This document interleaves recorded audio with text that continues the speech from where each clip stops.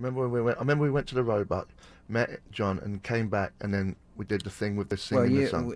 Tell us the story. it was clear, Steve, at the time when I came back from New York after managing briefly the New York Dolls. You were left with this name, QT Jones, that was you, and the Sex Pistols, that was the rest, whoever the rest were, Cook and whoever else you could grab and Matlock. put into the band. And you weren't faring that well, and it was decided at a certain point, I think after you molested John Cale's girlfriend down in Brighton one night, and we all decided back in the car going back to London that we needed to search for a singer, and I was going to stand in the shop every single day and watch everybody come in. And there were various people we auditioned, a guy who ended up the lead singer of The Damned. There was a group coming in called London SS that included Mick Jones, who later became in The Clash. They were looked at for the possible singers. There was Chrissy Hind at one time was considered. The Saturday boy in my shop that later became the bass player, Glenn Matlock. We didn't find anybody, certainly I didn't. But Vivian kept telling me all the time, look out, you know, look out for this guy, John. There's a guy called John. He's very good looking and he's got a certain, I don't know, the way he wears his clothes. He's very interesting. You should look out for him.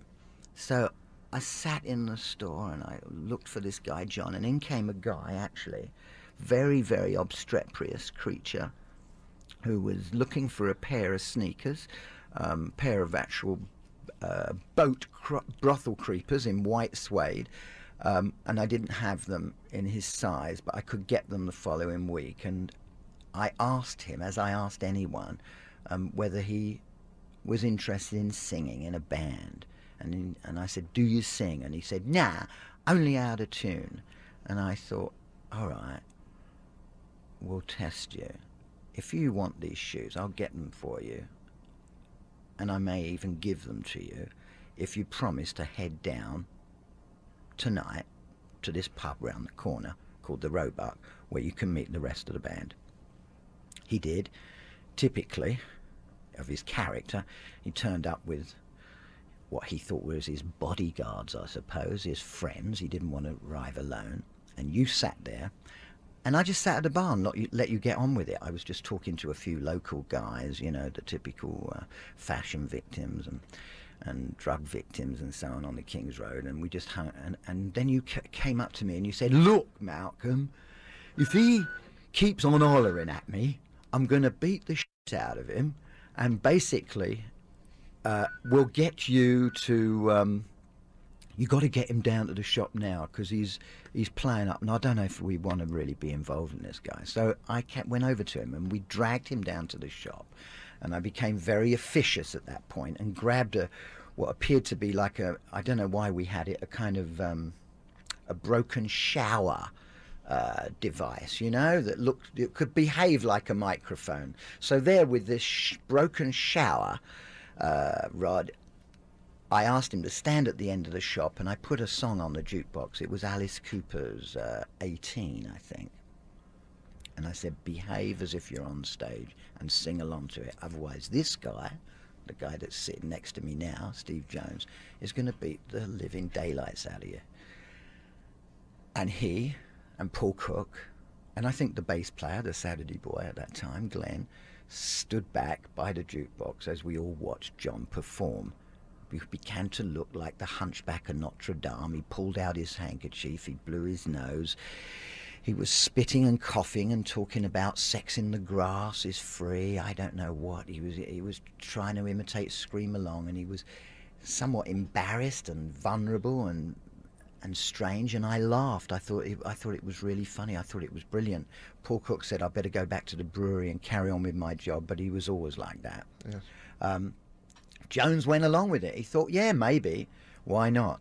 And suddenly I put them all into a rehearsal room, and that's what happened the following week.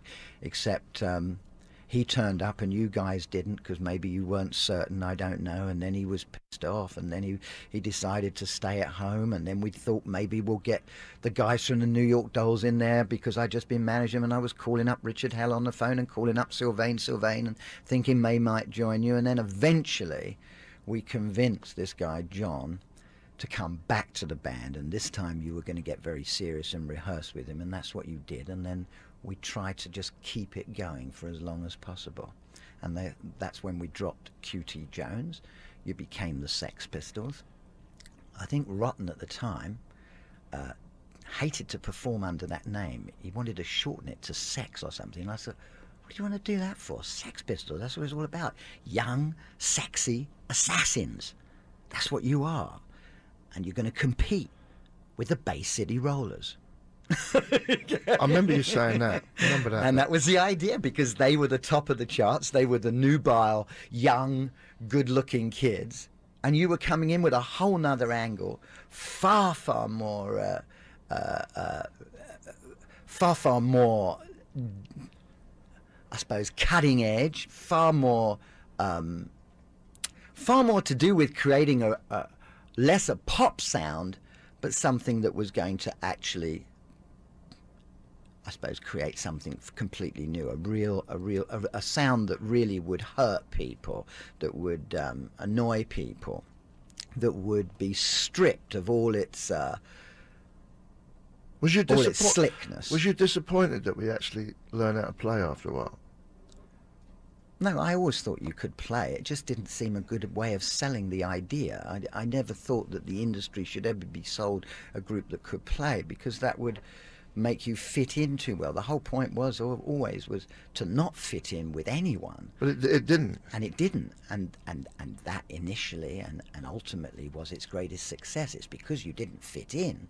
It's how you related to a legion of disaffected youth who equally didn't feel like they fitted in, and suddenly you became their rallying call, their flag, and that's what made you notorious and famous and celebrated as you became. You are a good storyteller, Malcolm. One of the finest.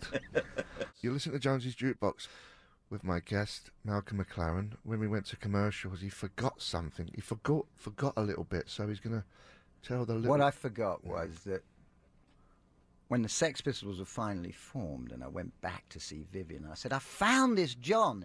He's going to be all right. You're right, Vivian. She said, I'll come up to Chelsea. I would like to have a drink with him. He's a very handsome boy. I'd really like to see him. And she arrived in the pub on the King's Road in Chelsea, and then she came up to the bar and said, he's not the bloody John. I thought I told you. It's another John. You've got the wrong guy. I said, well, but he can say he's okay, Vivian. He's fine. He's got a lot of... There's something about him. He's not that John I told you.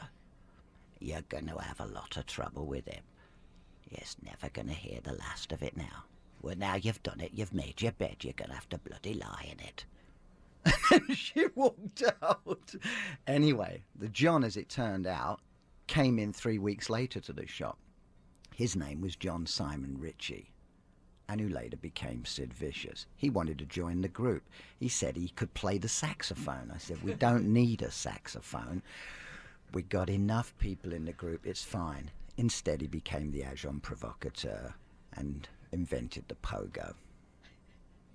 Where'd you get them from? They're great stories.